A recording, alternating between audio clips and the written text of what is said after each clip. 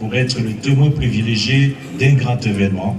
qui va marquer pour longtemps les annales de l'histoire économique de nos deux provinces serres, du Nord Kivu et du Sud Kivu en particulier, pourquoi pas de l'Est de la République démocratique du Congo en général. Ceci explique à juste titre la présence parmi nous de Monsieur le ministre du Commerce extérieur, Son Excellence Jean-Lissier Boussa, à qui j'ai l'honneur de souhaiter la bienvenue et un agréable séjour de travail à Bukavu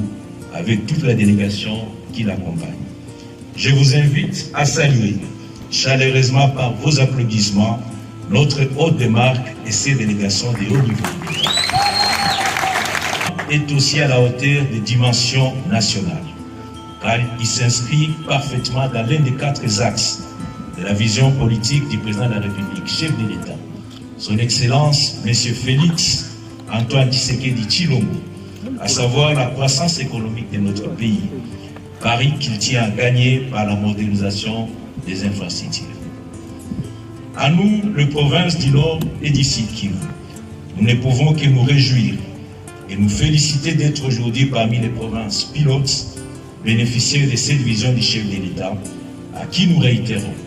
au nom de nos populations respectives, nos hommages les plus déférents et notre attachement indéfectible pour sa ferme détermination de ramener la paix accompagnée par le développement dans notre pays. Excellences honorables, distingués invités, mesdames et messieurs, il vous souviendra que pour la province du Sud Kivu, et pour accompagner cette vision politique du chef de l'État,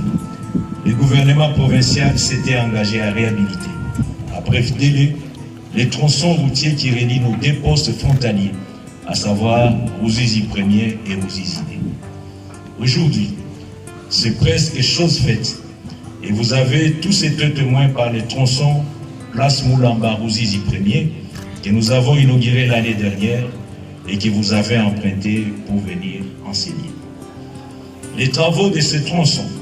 avaient été lancés presque au même moment. Car vous tous vous rappelez qu'il y a 2 ans et demi, plus exactement le 20 février 2020, j'étais venu ici, au nom du gouvernement central, pour lancer les travaux de construction et de modernisation des infrastructures que nous avons l'honneur et le plaisir de recevoir aujourd'hui. Excellence, Monsieur le ministre du Commerce extérieur, Mesdames et Messieurs, province est frontalière avec 3 pays, à savoir le Burundi, le Rwanda et la Tanzanie, 3 pays voisins avec lesquels nous partageons 3 grandes organisations régionales, la CPGM, la CIRGL et l'EAC.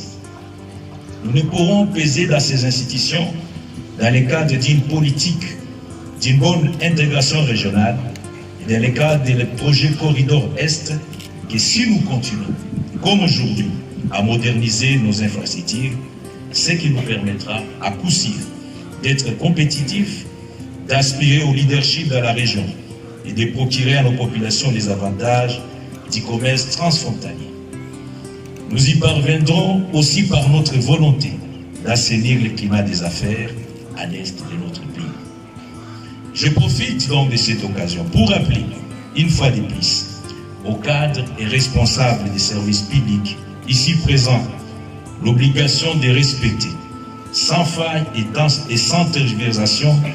les décrets présidentiels qui limitent les services autorisés à œuvrer aux frontières. Le gouvernement provincial sera encore et toujours regardant et sera sans pitié vis-à-vis des contrevenants.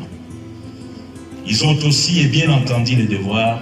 de gérer ces infrastructures en bon père des familles. Quant aux mamans et aux jeunes qui exercent le commerce transfrontalier au quotidien et qui seront dès aujourd'hui parmi les premiers bénéficiaires de ce précieux ouvrage, nous leur demandons eux aussi à changer la mentalité, à se conformer scrupuleusement aux dispositions légales en matière de commerce transfrontalier. Enfin, je ne peux terminer cette adresse sans traduire au nom de mon estimé collègue, gouverneur militaire de la province serbe du Nord Kivu et au pays propre, tous nos remerciements sincères aux représentants de la Banque mondiale en RDC, pour avoir financé avec le gouvernement central le projet réalisé ainsi qu'à celui de l'entreprise chinoise CFHEC qui a réalisé les travaux. Avec l'espoir qu'ils resteront à nos côtés pour d'autres projets en amont. Je vous remercie.